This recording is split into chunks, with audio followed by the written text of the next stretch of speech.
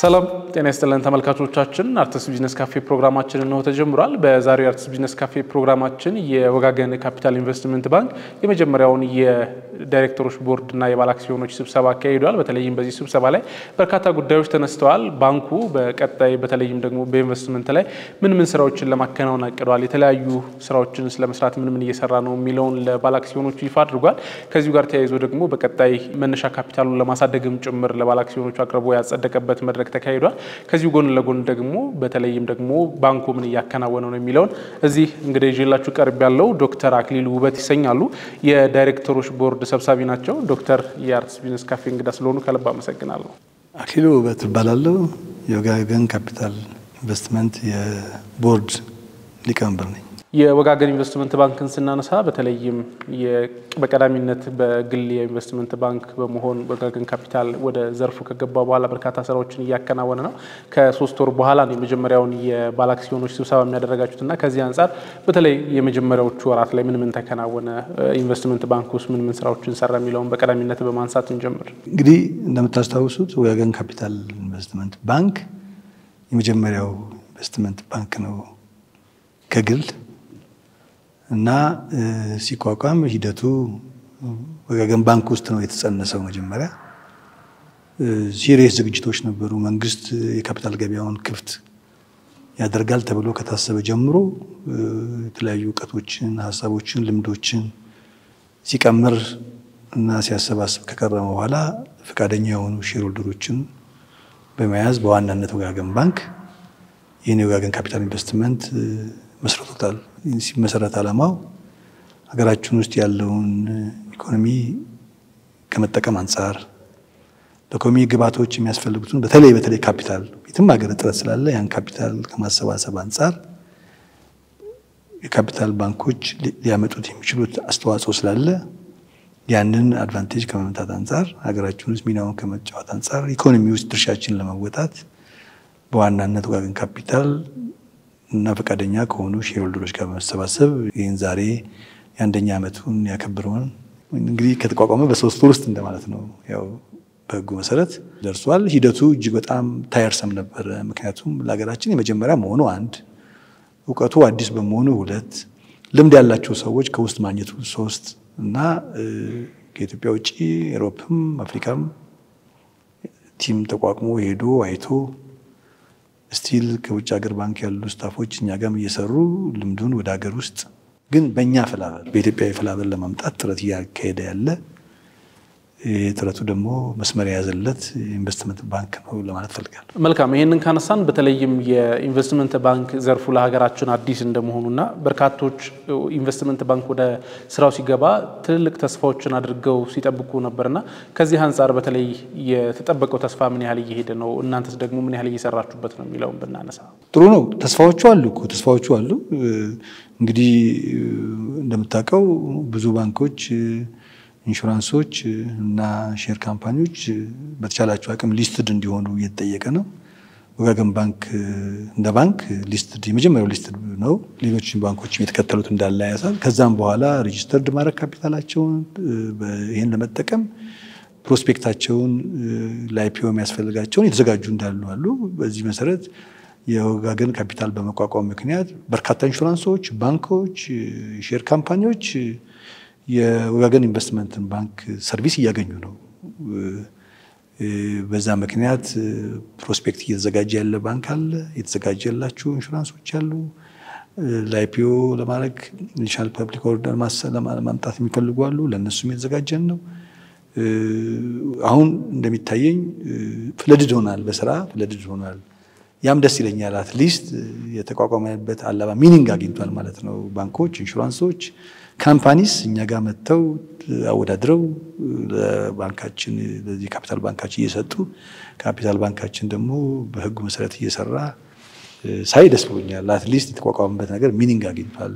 ከዛ በኋላ የካፒታል ማርኬቱ በደንብ ተጀምሮ ትሬዲንጉ ሲካሄድ አይተዋል። ባለፈው ተካሂዷል። ትሬዲንጉ ሲካሄድ ብሮከሬጅ እየሆንን ትሬዲንግ ውስጥ እየተሳተፍን አድቫይዝ እያደረግን ስንቀጥል ደግሞ ሙቀቱ ይጨምራል፣ ሀሳቡ ይጀምራል። አገሪቷም እጥረት የሆነውን ካፒታል ከሁሉም ሰው አሰባስባ ትልቅ ኢንቨስትመንት የማካሄድ እድልም ታገኛለች ብዬ አስባለሁ። የኢንቨስትመንት ባንክ በተለይም ደግሞ የወጋገን ካፒታል ኢንቨስትመንት ባንክ የመመስረቻውን ከ300 ሚሊዮን በላይ የሆነ ገንዘብ አዋጥቶ እንደተመሰረተ ይታወቃል። በዛሬው የመጀመሪያው የባለ አክሲዮኖች ስብሰባ ላይ ግን እንዳነሳችሁት በተለይም ደግሞ በዚህ የባለ አክሲዮኖች ስብሰባ ላይ የመነሻ ካፒታሉ ወደ 1 ቢሊዮን እንዲያድግ ለአክል ባለ አክሲዮኖች ጥያቄ አቅርባችኋልና ከዚህ አንፃር በተለይም ደግሞ ይሄን ገንዘብ ማሰባሰብ ያስፈልገበት ምክንያቱም በቀጣይ ወደ ስራው ስትገቡ እናንተም ደግሞ ኢንቨስትመንት ባንክ ሲገባ ከፍተኛ የሆነ ገንዘብ የሚፈልጉ ሬዝ ማድረግ የሚፈልጉ ተቋማት ይመጣሉና ከዚህ አንፃር ነው ገንዘቡ እንዲያድግ ያስፈልገው። በዋናነት ደግሞ የመነሻ ካፒታሉን ከፍ እንዲል የተደረገበት ዋናው ምክንያት ምንድነው የሚለው ብናነሳ ቀደም ሪፖርቱ ላይ ሲቀርብ እና ዋና ስራ አስፈጻሚው ሲገልጹት እንደነበረው አይተህ ከሆነ አንደርራይት የማድረግ ብዙን ከስተዲያን የመሆን ወደ ዌልዝ ማኔጅመንት የመግባት የራስ ህንጻ ኖሮ በሰፊው ድፍረት ለማካሄድ የሚያስፈልግ ካፒታል ያስፈልጋል። 385 አሁን ትልቁ ነው። ነገር ግን ከዛ የሰፋ ስራ ይመጣ እምነት እንዲያድርበት ደንበኛው እና በተቀላጠፈ ቴክኖሎጂ በራሱ በሆነ ህንጻ ላይ እንዲሁም አስተማማኝ በሆነ ካፒታል ሌሎች ደንበኞች እምነት እንዲያሳድር ከማድረግ አንፃር እና ቅድም የተጠቀሱት ያያቸው 4 ፖይንቶች ላይ ካፒታሉን ማሳደግ ነው። ስለዚህ ዛሬ ጠቅላላ ጉባኤው ለቦርዱ ስልጣን ሰጥቶ ቦርዱ ኢንቨስትመንቱን በ3 አመት ውስጥ ካፒታሉን በራሱ ፕሮግራም አይቶ እንዲያስኪድ እድል ሰጥቷልና ይሄ የሚያሳየው ወጋገን ካፒታል አጠንክሮ ይዞት እንደያዘውና አሁንም በሁሉ ነገር ፈርቀዳጅ ሆኖ የኢትዮጵያ ኢኮኖሚ ውስጥ ሚናውን እንዲጫወት እድል ይሰጣል ብዬ አስባለሁ። አሁን ባለን ካፒታል የማንንም ካምፓኒ አንደርራይት እናድርግ ብንል አንችልም። ለምሳሌ አሁን አንድ ኩባንያ እንኳን አለን አይፒኦ እየሰራን ነው። የሱን እንኳን አንደርራይት እናድርግ ብንል አንችልም። ሬዝ የሚያደርገው ወደ 6 ቢሊዮን ብር ስለሆነ ሁለተኛው አዳዲስ ሰርቪሶች ኢሲኤምኤ ሌላው ደግሞ ዌልት እና አሴት ማኔጅመንት እና ካስቶዲያን ሰርቪስ የሚባሉ እነዚህ ሁሉ አዳዲስ ሰርቪሶች ናቸው። ዲሬክቲቭ እየተሰራ ነው። ድራፍት ተልኮልን አጥርተናል። እነዚህን ሰርቪስ እኛ ኦፈር ለማድረግ ከፈለግን ሬጅስትሬሽን ፊ አለው። የኢሲኤምኤ ሬጅስትሬሽን ፊ ደግሞ ቺፕ አይደለም። ስለዚህ ራይት ናው 3 ነገሮች አሉ ፓይፕላይን ውስጥ ያሉ። ስለዚህ ለዚህ ብር ያስፈልገናል ማለት ነው። ሌላው ቴክኖሎጂ ነው። ወጋገን ባንክን በጣም ማመስገን እንፈልጋለን። ነገር ግን እኛ አሁን በቴክኖሎጂ መሻሻል አለብን። በጣም መሻሻል አለብን። ይሄንን ለማድረግ ደግሞ ሰርቨርም ለመግዛት ሆነ አሁን ኢንተርኮኔክትድ ነን ከኢሲኤምኤ ከኢኤስኤክስ ከሲኤስዲ እና ከፋይዳ እነዚህን ነገሮች ማጠናከር አለብን። እስካሁን በወጋገን በኩል ነው የምንሰራው። እነዚህን ለማጠናከርና አዳዲስ ቴክኖሎጂ ፕላትፎርም ለማድረግ ብር ያስፈልገናል። የኢንቨስትመንት ባንክ ዘርፍን ስናነሳ ለብቻው የሚከናወን አይደለም። በተለይም ደግሞ በርካታ ተቋማቶች አሉ። ኢሲኤክስን ማንሳት ይችላልን። የካፒታል ገበያ ዋናው ደግሞ ተቆጣጣሪውም ተቋም አለና ከበርካታ ተቋማቶች ጋር በጋራ የሚሰራ ተቋም ነውና ከነዚህ ተቋማቶች ጋር በጋራ እያደረጋችሁት ያላችሁት እንቅስቃሴ በቀጣይም ደግሞ በተለይ ገበያው በስፋት ተጀምሮ ወደ ስራው ሲገባ ከሌሎች ተቋማትም ጋር በጋራ ከመስራት አንፃር ምን አይነት እንቅስቃሴዎች እየተደረጉ ነው? ከሌሎች ተቋማቶችስ ጋር በምን አይነት መንገድ እየሰራችሁ ነው የሚለውን እናንሳ።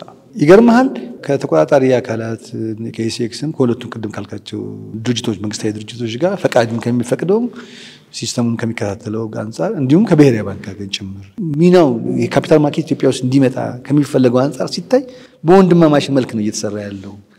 ጥናታችንን መጀመሪያ ስናቀርብ ከባንኩ ጋር ሆኖ በቃ የቤተሰብ ያህል የጉጉት ያህል አንደ ቶሎ እንድንገባ እና ቅድምም ሳመሰግን አይተሃል። በጣም በቃ ሰልፍለስ ሆኖ ነበር ሲያገለግሉ ነበር። እኛም ደግሞ አንደኛ ለመሆን ብቻ ሳይሆን የተሻለ ነገር ሀገራችን ስለመስራት ሰልፍለስ ሆነን ስንሰራ ነበርና እንደዚህ አይነት በመንግስትና በግል ካምፓኒ በመንግስት ድርጅትና በግል ካምፓኒዎች ጋር እንደዚህ አይነት ሪሌሽንሺፕ ምናልባት ምሳሌያዊ ነው ብዬ አስባለሁ። እና በዚህ አጋጣሚ ሁለቱንም ተቋጣሪውንም የኢሲኤክስንም ሰራተኞች ባለስልጣኖችን በጣም ማመስገን ፈልጋለሁ። አሁንም በቃ ኦልሞስት የቤተሰብ ያህል ነው። በቃ ስንፈልግ ያግዙናል፣ ይሄን አስተካክሉ ይሉናል፣ ስንፈልግ ይረዱናል፣ እኛም እናግዛቸዋለን። እና ቅድም አልኩ ወጋገን ካፒታል እየተጫወተ ያለው ራሱን አንድ ኃላፊነት ወስዶ ካፒታሉን ዛሬ ማይታው አሁን ከዚህ ከስብሰባ በኋላ እየሰጠን ያለው መግለጫ ሚዲያዎች እንዲያዩት ሰው እንዲረዳው ኢንዶክትሪኔት ማድረግም ጭምር ስለፈለግን ነው። ብቻን የሚሰራ ስራ ስላልሆነ ህብረተሰቡ ሲገባው ሲያቅ ኢንቨስት ማድረግ ሲጀምር ካፒታል ሲገዛ ሲሸጥ ተረድቶ አውቆ እንዲያል የማስተማርም ኃላፊነት አለብን ማለት ያለውና ሪሌሽንሺፓችን is wonderful ኤግዛምፕለሪ ነው። ካፒታል ኢንቨስትመንት ባንክ ስናነሳ በርካቶች የሚያውቁት እንደ ሀገር የሚቋቋም ተቋም እንደሆነ ይታወቃል። በተለይም ደግሞ በሀገር አቀፍ ደረጃ የሚሰራ ተቋም እንደሆነ ይታወቃል። ነገር ግን አሁን ላይ እንቅስቃሴዎቹን በሰፊው እየተነገረ የሚገኘው በመሀል ከተማ ውስጥ ብቻ ወይም ደግሞ በአዲስ አበባ ውስጥ እየተከናወነ እንደሆነ ይታወቃልና ወጋገን ካፒታል ኢንቨስትመንት ባንክ በቀጣይ እንደ ሀገር ሰፍቶ በሀገር ደረጃ ስራዎችን ከመስራት አንፃር ምን አይነት እንቅስቃሴዎችን እያደረጋችሁ ነው? በቀጣይስ ደግሞ ወደ ክልሎች የመውጣት እድሉ ምን ያህል ነው የሚለውን ብናነሳ። ኦፍ ኮርስ እንግዲህ ኢንቨስትመንት አሁን ምንድነው እንዳልኩ ኢንቨስት ከማድረግ ተገልሎ የነበረ በትንሽ 50 ብር ምትሆን ማድረግ የሚፈልግ ግን ተሰባስቦ ሂዩጅ የሚሆን ነገር የምትፈልግ ከሆነ ተደራሽነቱ ማያጠያይቅ። ስለዚህ የት ነው ይሄ የሚገኘው የሚለው ላይ መድረሳችን ነው። አሁን በማቋቋም በመስራት ላይ በማስተዋወቅ ላይ ዋና ድርጅቶች በመመዝገብ ባሉ ሂደቶች ላይ ያለነው። ከዛም በኋላ መሸጥ ዲን ማድረግ ትሬዲንግ ማድረግ ሲሆን እውቀቱንም ለማስተላለፍ አጠገባቸው ለመሆን ይሰራጫል። ያን ካላረጋ ያሰራም። ምክንያቱም ትልቁ አድቫንቴጁ የኢንቨስትመንት ማለት እንቶ ኃላፊነት ወስዶ መስጠት ብቻ አይደለም። ትልቁ አድቫንቴጁ ትንንሽ ብቻቸውን ኢንቨስት ማድረግ ማይችሉ ግን ሲጠራቀሙ ትልቅ የሚሆን ሀብቶችን ማሰባሰብ። ስለዚህ ስኬላቢሊቲ ኢንክሉሲቭነስ ተደራሽነት ማይቀር ነው and we will work on it። በርካታ ጉዳዮችን አነሳን። በቀጣይ ደግሞ በተለይም ለባለ አክሲዮኖችና የኢንቨስትመንት ባንክ ላይ ኢንቨስት ማድረግ ለሚፈልጉ ሌሎች ግለሰቦች ኢንቨስትመንት ባንክን ተጠቅመው ብራቸውን እዛ ላይ ኢንቨስት ማድረግ ለሚፈልጉ ሰዎች መልእክት ማስተላለፍ ብንችል። እንግዲህ ትልቅ ዓላማ ይዘን አጋጣሚዎቹ መልካም አጋጣሚዎችን ለመጠቀም እንዲያመቸን ብለን ያቋቋምነው ኢንቨስትመንት ባንክ ነውና ከውጭም ከሀገር ውስጥም ኢንቨስትመንት ባንኩ ላይ በቀጥታ መሳተፍ የሚብል አሁን እያሰፋን ያለው እድል ይሰጠዋል። ቦርዱ ሲወስን ለውስጥ ባለሀብቶች ለውጭ ባለሀብቶች ብሎ ስለሚከፍተው ሱድ ይሰጣል። ሁለተኛ በወጋገን ካፒታል ተጠቅሞ ኢንቨስትመንቱን ማካሄድ የተጠና ሀብቶች ላይ መሳተፍ ትሬድ ማድረግ እና እውቀትን መረዳት ከፈለገ በማንኛውም ጊዜ ክፍት የሆነ ባንክ ነውና መተው እንዲያዩን እንዲጎበኙን ከኛ ጋር እንዲሰሩ ምክር እንዲወስዱ የተለየ ሐሳብ ያላቸው አገራዊ ጥቅም አለው ብሎ የሚያስቡ ደግሞ ሐሳባቸውን እንዲያማክሩን ከኛ ጋር እንዲሰሩ በዚህ አጋጣሚ ጥረት አካሄዳለሁ። ከልብ አመሰግናለሁ። እንደው የመጨረሻ ላድርገውና በርካቶች ሲያነሱት ወይም ደግሞ በርካቶችም ጥያቄ ሲያቀርቡበት የነበረው ነገር የኢንቨስትመንት ባንክ ላይ ልክ እንደ ባንክ አካውንት የኢንቨስትመንት ባንክ አካውንት መክፈት ይቻላል ሲባል ነበርና በምን አይነት መንገድ ነው ሰዎች የወጋገን ኢንቨስትመንት ባንክ አካውንት መክፈት የሚችሉት? እንግዲህ እሱ ኦሬዲ ለሱ የተዘጋጀ ፕሮሲጀር ሰራተኞች አሉ። እንግዲህ ኢሜል፣ ስልክ፣ ውስጥ ሀጥን አሉና በዛ እየተረዱ እያንዳንዱ ሰው ሼርሆልደር በሆነበት አካባቢ ሁሉ ሂሳቡን እኛ ጋር መክፈት እንዳለበት ለዚህ ደግሞ በየቦታው ያሉ ወኪሎች አሉ በቅርንጫፍ ወጋገን ቅርንጫፍ የሚጠቀሙና ያንን ማድረግ ይችላሉ። ይሄንንም በደንብ አስተራጅተን ህዝቡ ግልጽ ካልሆነ እንዲረዳው በሚዲያ እናስተምራለን። ዶክተር አክሊሉ የአርትስ ቢዝነስ ካፌ እንግዳ ስለሆኑ ከልብ አመሰግናለሁ። በጣም አመሰግናለሁ። አርቲስት ቲቪ ቴንክ ዩ። ተመልካቾቻችን ከዶክተር አክሊሉ ጋር ያደረግነው ቆይታ ይመስላል። በቀጣይ ደግሞ በተለይም ባለ አክሲዮኖች ምን ሀሳብ አላቸው፣ ምን የኢንቨስትመንት ባንክ መቋቋሙና የዚህ ባለ አክሲዮን መሆናቸው በቀጣይ ምን አይነት ተስፋዎች አሏቸው የሚለውን ወደ እናንተ የምናቀርብ ይሆናል። አብራችሁን ቆዩ።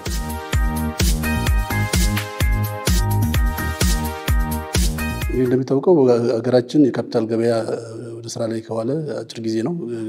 በዚህ ካፒታል ገበያ ውስጥ ደግሞ ጉልህ ድርሻ የሚኖራቸው ኢንቨስትመንት ባንኮች ናቸው። ኢንቨስትመንት ባንኮች ያለ ኢንቨስትመንት ባንኮች ካፒታል ገበያ ማሰብ የሚቻል አይደለምና ከዚህ አንፃር ወጋገን ካፒታል የመሰሉ መቋቋማቸው ባለ አክሲዮኖቻቸውን ለገበያ እንዲያቀርቡ ሀብት ለማሰባሰብ እንዲያስችል ጉልህ ሚና ስለሚኖራቸው እንደዚህ መቋቋም አስፈላጊ ነው። ካፒታል ማሳደግ ያስፈልጋል ለኩባንያዎች። ከዛም አልፎ ሊኩዊዲቲም ለማምጣት ኢንቨስትመንት ባንኮች እንደ አማካይ ኃላፊነት ይዘው የሚጫወቱበት ሚና ይኖራቸዋል። ኢንቨስትመንት ባንኩ ለሌሎች ኩባንያዎች በአክሲዮን ማህበር መልኩ ነው የሚቋቋመውና እዚህ እንደማንኛውም ቢዝነስ አዋጪ ስራ ዘርፍ ነው። ባለሀብቶች በዚህ ኢንቨስትመንት ባንክ ላይ ሀብታቸውን ቢያፈሱ ኢንቨስትመንት ቢያደርሱ ሼር ቢገዙ አዋጪ ከመሆኑ አንፃር ለነሱ ትርፍ የሚያስገኝላቸው ዘርፍ ነው የሚሆነውና በተለይ አሁን ካለው ገበያው ያደገ ከመምጣቱ አንፃር ትርፋማ የመሆኑ ነገር ቢጠበቅ ከመሆኑ አንፃር ይሄ እዚህ ኢንቨስትመንት ባንክ ላይ ተሳትፎ እንዲኖራቸው ይጠበቃል። ወጋገን ካፒታልም ዛሬ እንደሰማችሁት ካፒታሉን ለማሳደግ ውሳኔ ያሳልፈዋል። እንግዲህ ከባለሀብቶች ብዙ ይጠበቃል እዚህ ባንክ ላይ ኢንቨስት አድርገው ድርሻቸውን እንዲይዙ ያስችላል የሚል እምነት ነው ያለኝ። በቅድሚያ አንድ ኮንፊውዥን አለ ብዙ ጊዜ የማስተውለው ባንክ የሚለው ስም ስላለ ብቻ ኮመርሻል ባንክ አሁን ያሉ ንግድ ባንኮች አሉ። የንግድ ባንኮች ስል የፕራይቬትም ሆነ የመንግስት የንግድ ዲፖዚት የሚቀበሉ ብድር የሚሰጡ ባንኮች አሉ። ከሱኛው ጋር ፈጽሞ የተለያየ ነው። ይሄኛው ሰርቪስ ፕሮቫይደር ነው፣ ፋይናንሻል ኢንስቲትዩት ነው በትክክል ነገር ግን ዲፖዚት የሚቀበል ፋይናንሻል ኢንስቲትዩት አይደለም። ከተለመደው ውጪ ከተለመደው ትራዲሽናል ባንኪንግ ውጪ ልዩ የሚያደርገው ነገር ምንድነው ካልከኝ አንደኛ የሚሰራቸው ስራዎች ከዛኛው ባንክ ፈጽሞ የተለየ ነው። ኢንቨስትመንት ባንክ ዲፖዚት አይቀበልም። ኢንቨስትመንት ባንክ ብድር አይሰጥም። ነገር ግን ከተለመደው የብድር መስጠትና በሚያስፈልጋቸውን ፋይናንሲንግ ከማመቻቸት ይልቅ ካፒታል ሬዝ እንዲያደርጉ ያግዛቸዋል። ካፒታላቸውን ማሳደግ እንዲችሉ ያግዛቸዋል። ለምሳሌ አንድ ተቋም በአክሲዮን ማህበርነት ተቋቁሞ ለመጀመሪያ ጊዜ አክሲዮኖቹን ለህዝብ መሸጥ ሲፈልግ ምን ያደርጋል? ወደ ኢንቨስትመንት ባንክ ይመጣና እነዚህን አክሲዮንን መጠን የካፒታልን መጠን በዚህ ያህል ማሳደግ እፈልጋለሁ ይላል። ምን ይደረጋል? ኢንቨስትመንት ባንክ ያንን ሪኩዌስት ይቀበልና በዛ ጥያቄ መሰረት እውነት ይሄን ያህል ካፒታል ሬዝ ማድረግ ይችላል ወይ? አሁን ያለው ፋይናንሻል አቋም ይሄንን ካምፓኒ ኢንትሮዲዩስ አድርጎ አክሲዮኖቹን ሸጦ ለህዝብ ለማቅረብ ብቁ ያደርገዋል ወይ? እነዚህን የመሳሰሉት አናሊሲሶች አሴስመንቶች በጥልቀት ይሰራሉ። እነዛ ከተሰሩ በኋላ አሳማኝ ሆኖ ሲገኝ የዛ ካምፓኒ አክሲዮኖች ለህዝብ እንዲቀርቡ ይደረጋል። ይሄን በሁለት መልኩ ነው የሚቀርበው። አንደኛ ለተመረጡ ኢንቨስተሮች ብቻ ተመርጦ እንደዚህ አይነት አክሲዮን አለ አር ዩ ኢንተረስትድ እዚህ ላይ ኢንቨስት ለማድረግ ብሎ ጥያቄ ማቅረብ ነው። ሁለተኛው ደግሞ ለጀነራል ፐብሊክ እንዲሳተፉ እድል መስጠት ነው። ከተለመደው ብድር ሰጥቶ ፋይናንስ ከማድረግ ውጪ ካፒታሉን ለማሳደግ በዚህ መልኩ ይሰራል። አንደኛ ኢንቨስትመንት ባንክ ካፒታል ማሳደግ እስከዛሬ የሚሰራ ነበር። ግን ሬጉሌትድ የሆነ ወይንም የመንግስት ተቆጣጥሮ የሚያሰራው ካፒታል ማርኬት የተጀመረው ገና አሁን ነው፣ አዲስ ነው አሁን ያለው። ኢንቨስትመንት ባንክ ጋር ስንመለስ ሌላው ስራው ደግሞ መርጀር ኤንድ አኩዊዚሽን ይባላል። አሁን በብሔራዊ ባንክን ህግ ተከትሎ የሚጠበቅባቸውን የካፒታል መጠን ያላሟሉ ባንኮች መርጅ እንዲያደርጉ ወይም እርስ በርስ እንዲቀላቀሉ ያስገድዳል። ያንን ተከትሎ እያንዳንዷን ነገር ዲቪዚብል በሆነ መልኩ እያንዳንዷን ነገር በአግባቡ ተሰርቶ ተሰልቶ የሂሳብ ስራው ተሰርቶ ሁለቱ ካምፓኒዎች መርጅ ማድረግ ካለባቸው ያንን ስራ የሚሰራው ኢንቨስትመንት ባንክ ነው ማለት ነው። ሁለተኛ ደግሞ አንድ ካምፓኒ ሌላና ካምፓኒ መግዛት ቢፈልግ ያንን ማድረግ የሚችለው አኳየር ማድረግ የሚችለው በዚህ መልኩ ነው ማለት ነው። አሁን ደግሞ በኢትዮጵያ ካፒታል ገበያ ባለስልጣን የተቀመጠ የጊዜ ገደብ አለ። ሁሉም አክሲዮን ማህበር ያሉትን የአክሲዮን ባለቤቶች ማስመዝገብ አለበት ወይንም ሬጅስትሬሽን የሚባል ፕሮሰስ አለ። ለሱም የተዘጋጀ ዳይሬክቲቭ እና ፕሮክላሜሽኖች አሉ። እሱን ተከትሎ ለሚደረጉ ሬጅስትሬሽን ስራዎች የሚጠየቁ ዶክመንቶች አሉ። የአፕሊኬሽን ሌተር ሊጠየቅ ይችላል። ፕሮስፔክተስ ወይንም ሳቢ መግለጫ አይነት ዶክመንቶች መዘጋጀት አለባቸው። እነዚህን ስራዎች የሚሰራው ደግሞ የኢንቨስትመንት ባንክ ክፍል ኢንቨስትመንት አድቫይዘሪ ክፍል ይባላል። ኢንቨስትመንት አድቫይዘሪው እንዳልኩት ፕሮስፔክተሶችን ያዘጋጃል። የሬጅስትሬሽን ዶክመንቶችን በሙሉ አዘጋጅቶ ለኢትዮጵያ ካፒታል ገበያዎች ባለስልጣን ያስገባል። አሟልቶ ሲገኝ ያ ካምፓኒ መመዝገብ ይችላል ማለት ነው። ቀጣዩ ደግሞ ሊስቲንግ የሚባል ነገር አለ ወይንም ደግሞ ተመዝግቦ የነባሮቹ አክሲዮን ባለቤቶች አክሲዮኖቻቸውን መገበያየት እንዲችሉ ማድረግ ማለት ነው። ያ ማድረግ ደግሞ አዲስ የመጣው ሐሳብ ዲማቴሪያላይዜሽን ወይንም ግዑዝ አልባ ሰነደ መዋለ ንዋይ የሚባል ሂደት አለ። ከተለመደው የሼር ሰርቲፊኬት ወይንም ፊዚካል የሆነ የሼር ሰርቲፊኬት በመውጣት እነዛን ሼር ሰርቲፊኬቶች ዲጂታላይዝ ማድረግ ወይንም ወደ ኮምፒውተራይዝ ሲስተም ማዞር ስራ ይሰራል ማለት ነው። ኢንቨስትመንት አድቫይዘሪ ዲቪዥን እነዚህን ስራዎች ሰርቶ ይመጣል። እነዚህን ሁሉ ስራዎች ከሰራ በኋላ ደግሞ ባለ አክሲዮኖች አክሲዮኖቻቸው መሻሻጥ ይፈልጋሉ። መሻሻጥ በሚፈልጉበት ጊዜ ቀጥታ የሚመጡት ብሮከሬጅ ወደሚባለው የኢንቨስትመንት ባንክ ክፍል ነው። ያ ማለት ስቶክ ብሮከርስ የሚባሉት ማለት ነው። ስቶክ ብሮከሮች የአክሲዮኖችን ዋጋ ትክክለኛውን ዋጋ ዲስከቨር ለማድረግ ይረዳ ዘንድ ባለው ዲማንድ እና ሰፕላይ በማርኬት ፋንዳሜንታሉ ተጠቅመው ትክክለኛ ፕራይሱን ዲስከቨር እንዲደረግ ይደረጋል። ማሻሻጥ ስራን ይሰራል ማለት ነው አንድ ስቶክ ብሮከር ወይንም ትሬደር የምንለው ማለት ነው። ከነዛ ባለፈ ደግሞ አዳዲስ ካምፓኒዎች መጥተው አዳዲሶቹ ካምፓኒዎች ያው ለገበያው አዲስ ናቸው፣ ስታርታፕ ናቸው። ካፒታላቸውን ሬዝ ማድረግ ወይም ካፒታል ሬዝ ማድረግ ይፈልጋሉ። ያንን ሲፈልጉ አይፒኦ የሚባል ፕሮሰስ አለ፣ ኢኒሻል ፐብሊክ ኦፈሪንግ የሚባል ምንድነው የሚያደርጉት? እነዚህ ይሄን ያህል ቢዝነስ ፕላን አለን፣ ቢዝነስ ፕላናችን ይሄን ይመስላል፣ ፕሮስፔክታችን እንደዚህ ነው፣ ወደፊት በዚህ ደረጃ የሚያድግ ካምፓኒ ነው፣ እንደዚህ ነው ብለው መረጃቸውን ያመጣሉ። እሱን ቅድም እንዳልኩት ኢንቨስትመንት አድቫይዘሪ ዊንጉ በደንብ አድርጎ ጥናት ከሰራ በኋላ አስፈላጊውን ፊዚቢሊቲ ስተዲ ከሰራ በኋላ አሳማኝ ሆኖ ሲያገኘው ለብሮከሬጅ ዲቪዥን የነሱን አክሲዮን ሽጡ ብሎ አሳልፎ ይሰጣል ማለት ነው። ብሮከሬጁ ደግሞ ማርኬት ሜኪንግ የሚባል ስራ አለ። ለመጣው ሰፕላይ ዲማንድ እንዲኖር ያደርጋል ማለት ነው፣ ወይንም ገዢ እንዲኖር ያፈላልጋል። በፕራይቬት ፕሌስመንት በሚባለው ከሆነ ደግሞ ኢንስቲትዩሽናል ኢንቨስተሮች ጋር በመሄድ ወይንም ሃይ ኔት ወርዝ ኢንዲቪጁዋል ወይንም ከፍተኛ ወርዝ ያላቸው ኢንዲቪጁዋሎች ጋር በመሄድ የነዛን አክሲዮኖች የዛን ካምፓኒ አክሲዮኖች እንዲገዙ የፕሌሲንግ ስራ ወይንም ፕሌሲንግ ኤጀንት ሆኖ ያገለግላል ማለት ነው። ኢናትሼል ይሄን ይመስላል ኢንቨስትመንት ባንክ። አነስተኛ ተቋማት እንግዲህ ካፒታላቸውን አሳድገው በገበያ ውስጥ ተወዳዳሪ እንዲሆኑ የሚያስችላቸው የካፒታል ሞቢላይዜሽን ስራ ይጠበቃል። ይህን ለማድረግ ደግሞ ገበያው ሪኳየር የሚያደርገው በዚህ በካፒታል ማርኬቱ ላይ ተሳትፎ እንዲኖራቸውና የተጨማሪ አክሲዮኖችን ለገበያ ውለው ሀብት ማሰባሰብ ይጠበቃል። ይህን ለማድረግ የወጋገን ካፒታል አይነት ኢንቨስትመንት ባንኮችን መጠቀም ሊኩዊዲቲም ለማሳደግ ከዛም አልፎ ደግሞ ካፒታል ሬዝ ለማድረግ እድል ይሰጣቸዋልና ይሄን ደግሞ ሊጠቀሙት ይገባል እምነት አለን። ከዚህ ቀደም ደግሞ አስቸጋሪ ነበር ካፒታል ለማሰባሰብ ያሉንን አክሲዮኖች ለገበያ ለማዋል ያለው አሰራር ልማዳዊ በሆነ መንገድ ይሰራ ነበር። አሁን ግን ጀስት በካፒታል ማርኬቱ በተቋቋሙት የኢንቨስትመንት ባንኮች በኩል ኤግዚስቲንግ ሼሮቻቸውን ለገበያ ማዋል ይችላሉ። ተጨማሪም ካፒታልም ደግሞ ሞቢላይዝ ማድረግ የሚያስችላቸው እድል ይፈጥራል። አሁን ባለው ሁኔታ ዲፖዚቶች አሉ፣ ባንኮች ላይ የሚደረጉ ዲፖዚቶች አሉ። እነዛ ዲፖዚቶች ቁጭ ብለው ዲፖዚት ተደርገው ኢንተረስት እየተከፈለባቸው ግን ሙቭመንታቸው መጠነኛ ሊሆን ይችላል። አሁን አንደኛ እንቅስቃሴውን ይጨምራል። የገንዘብ እንቅስቃሴ በከፍተኛ ሁኔታ መጨመር ይችላል። ምክንያቱም አንድን ገንዘብ ይዞ ቁጭ ከማለት ኢንቨስት ማድረግ የተሻለ አማራጭ ይሆናል።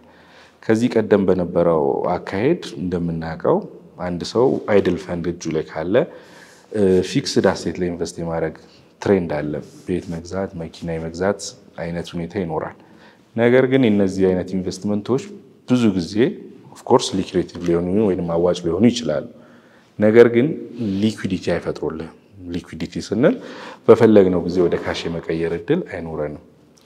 ካፒታል ማርኬት ላይ ያሉት ሴኩሪቲዎች ወይንም ፋይናንሻል ኢንስትሩመንቶች ኢዝሊ ወደ ካሽ የሚቀየሩ ናቸው። ዛሬ ተገዝቶ ነገ መሸጥ ይችላል። ሴትል ባረገ ጊዜ ካሹን ማግኘት ይችላል። ሌላ አሴት ላይ ኢንቨስት ማድረግ ይችላል። ዳይቨርሲፋይ ማድረግ ይችላል። እንግዲህ ወደፊት የሚመጣ ሪል ስቴት ኢንቨስትመንት ስኪም ይኖራል። ሪል ስቴቶች ላይ ዳይሬክት ከመግዛት ይልቅ ሪል ስቴት የሚገዛ ካምፓኒ ላይ ኢንቨስት ማድረግ ከዛ ካምፓኒ የሚገኘውን ሪተርን መጠቀም ይቻላል። አሁን በፊቱ ኢንቨስትመንቶችን ወይንም ደግሞ ፊክስድ ፕላንት አሴቶች ላይ ኢንቨስት የምናደርገውን ገንዘብ ዳይቨርሲፋይ በማድረግ ፋይናንሻል አሴቶችም ላይ ሪል ስቴት ላይ በአቋራጭ ኢንቨስት በማድረግ ሊኩዊዲቲ ማግኘት እንችላለን። whenever we need ያንን አሴት ሸጠን ወደ ካሽ መቀየር እንችላለን ማለት ነው። የገንዘብ እንቅስቃሴውን ሞር የሚያሳልጥ መንገድ ነው ማለት ነው። ለሀገር እድገትም በብዙ መልኩ ገቢ የሚያስገኝ ብዙ ጥቅም ያለው አድቫንቴጅ ያለው ማርኬት ነው ብለን እናምናለን። እንደ ሀገራችን ከሌሎች በእኛ አቻ ካሉ ሀገራት በጣም ዘግይታለች ወደ ካፒታል ገበያ ለመግባት። በዚህ ዙሪያ መንግስት የተለያዩ ፖሊሲዎችን፣ መመሪያዎችን፣ ዳይሬክቲቮችን ሲያወጣ ነበር። ወጋገን ባንክም ይህን የሰጠውን የቢዝነስ ኦፖርቹኒቲ ለመጠቀም የሚያስችል ቀደም ያለ ረዘም ያለ ጊዜ ጥናት ሲያካሄድ ነበረ። ከዚህም አንፃር አንዱ ወጋገን ባንክ ራሱን ሊስት ማድረግ ነው። ሁለተኛ ደግሞ ኢንቨስትመንት ባንክን የማቋቋምን አስፈላጊነት አምኖ ረዘም ያለ ዝግጅት ሲያካሄድ ነበረ። ከዛም አንፃር ጉልህ ድርሻ ይዞ በዚህ ወጋገን ካፒታል ውስጥ የወጋገን ካፒታልን መመስረት እውን እንዲሆን የሚያስችል ስራ ሰርቷል። ከዚህም ተጠቃሚ ያደርገዋል። አንድም የራሱን አክሲዮኖች ገበያ የሚያውልበት ከዛም አልፎ ሌሎችም ባለሀብቶች እና ኩባንያዎች ይህንን የወጋገን ካፒታል ተጠቅመው የኢንቨስትመንት ስራዎቻቸውን ለማሰራት የሚያስችላቸውን እድል ፈጥሯልና ጠቀሜታው የጎላ ነው።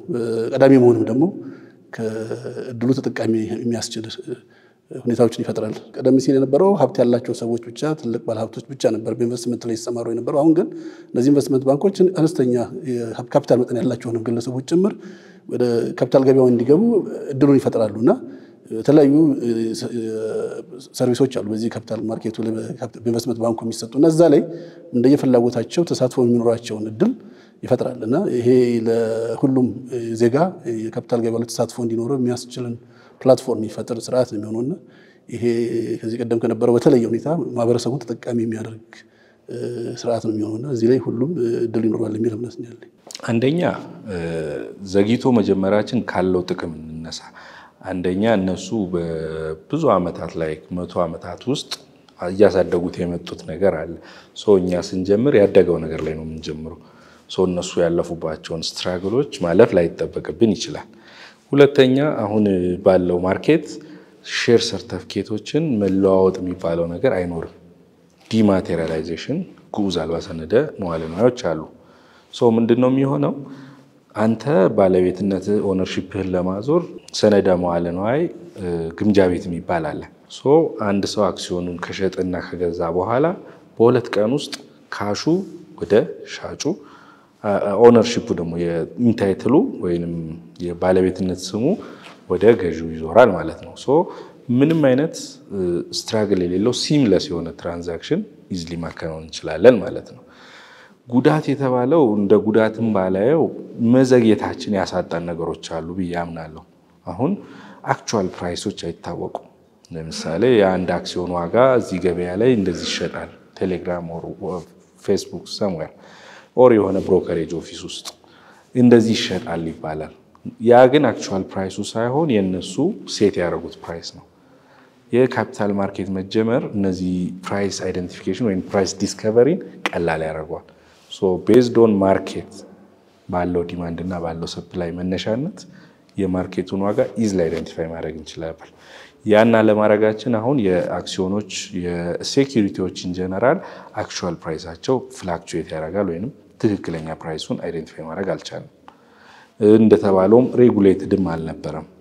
በተፈለገ ጊዜ መሸጥ መግዛት እንዳሁንም ኢዚም አልነበረም። መዘግየታችን ሰምሃው ኢፌክት ቢሆንም ከመቅረት ማርፈድ ይሻላል በሚለው አሁን ያለው ስታተስ ጥሩ ነው። በእነዚህ ተቋማት መካከል ተባብሮ ተጋግዞ መስራት ይጠይቃል። ሀገራችንም አዲስ ከመሆኑ አንፃር አንዱን ተደጋግፎ ነው መስራት ያለው። ሶፋርም የነበረው አካሄድ ነው። ካፒታል ማርኬት ኦቶሪቲው ኤስኤክስ እንዲሁም ወጋገን ባንክ እና ወጋገን ካፒታል ያሉ በዚህ ገበያ ላይ ተሳትፎ ያደረጉ ተቋማት ተናበው ተጋግዘው ነው ወደዚህ አሁን የደረስንበት ደረጃ የደረስነው። ከዚህም በኋላ ተጋገዙ ተባበሩ ግድ ያስፈልጋልና ውጤታማ ለመሆንና ሌሎች ሀገሮች የደረሱበት ደረጃ ለመድረስ እነዚህ ቅድም የጠቀስካቸው ተቋማት ተጋግዞ ተናቦ የመስራት አስፈላጊነት ጉልህ ነው። ኢዚ ነው የሚሆነው አክሰሱ። ቅድም እንደተናገርኩት ዲማት የሚባል ነገር መጥቷል። ትሬዲንግ ፕላትፎርሞች አሉ ምናምን። ከዚህ ባለፈ ምን ተጀምሯል? ኢዝሊ በሞባይል አፕሊኬሽን እና በዌብ ቤዝድ በሆነ ፕላትፎርም ማንም ሰው ቤቱ ቁጭ ብሎ ከሆነበት ሆኖ ትሬድ ማድረግ ይችላል። ያ ማለት በፈለገው ጊዜ መግዛት በፈለገው ጊዜ መሸጥ ኢቭን በኢንቨስትመንት አካውንቱን መክፈትም ይችላል ማለት ነው። ነገሮች እየቀለሉ ሲሄድ ካፒታል ማርኬታችን ኮምፒቲቲቭ በአገር አቀፍም በአህጉር አቀፍ በዓለም አቀፍም ኮምፒት የሚያደርግ ጥሩ ማርኬት እንደሚኖረን ሆፕ አደርጋለሁ። ተስፋው እንግዲህ ሌሎች የበለጸጉ ሀገራት ሌሎች በዚህ ካፒታል ገበያው ላይ ያደጉ ሀገራት የደረሱበት ደረጃ በዛም ሁኔታ ደግሞ ሀብት ተሰባስቦ ሀገራችን ኢኮኖሚው የሚያድግበትን ገበያው የሚሰፋበትን ሁኔታ ይፈጥራል። ይሄንን ደግሞ በተስፋ የምንጠብቀው ነው የሚኖረው። የሚያሳየው አሁን ጅማሮ የሚያሳየው ይሄን ነው። ወደዛ ያደግን ሰዎችም እየተለመዱት ካፒታል ገበያ ምንነትን እየተረዱ ተሳትፏቸውን ከቀን ወደ ቀን እያደገ የመጣ ነው። ይሄም ደግሞ በቀጣዩ ጊዜያት ተጠናክሮ ይቀጥላል የሚል እምነት ነው ያለኝ።